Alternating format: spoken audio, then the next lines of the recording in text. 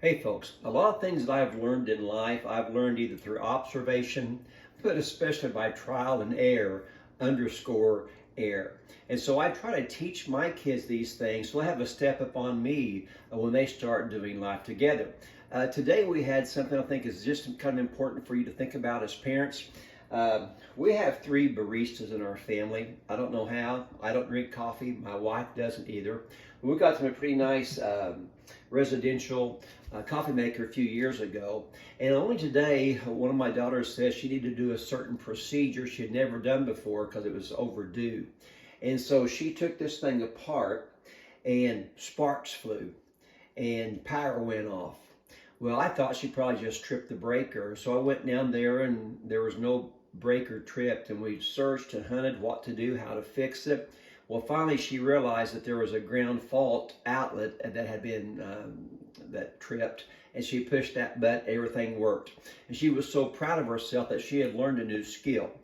Now, I want to encourage you to teach your kids how to risk, how to try new things. Now, for some of your kids, that's not an issue. If you have a third-born, my third-born daughter, my third-born son especially, they don't mind to risk at all. My third-born son just spent a couple $1,000 investing in a tutor for some online teaching, and he's not got his money back after 6 months, and he said, "Dad, I don't care if I get my money back. I've learned so much."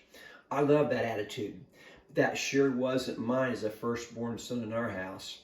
My firstborn daughter, my firstborn son aren't near as likely to risk, though my firstborn son is present doing that now, and I'm really encouraged. I'm encouraging him to do that, to risk, because life involves some risk.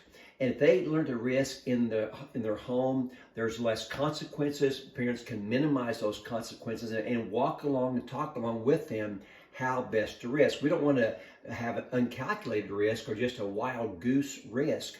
We want to teach our kids to risk with calculation, but to risk nevertheless. And again, like I said, that's easy for some kids, but not for all. And so today I encourage you, as your kids try new things and maybe have some setbacks, sometimes that involves fixing problems, maybe, investing money in some things. I thought I was going to have an electrician come over to fix something in their house. Worked out easy peasy.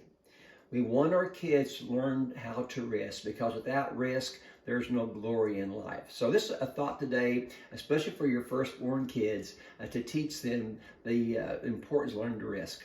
This is Kirk Smith with ICHE's Take 5.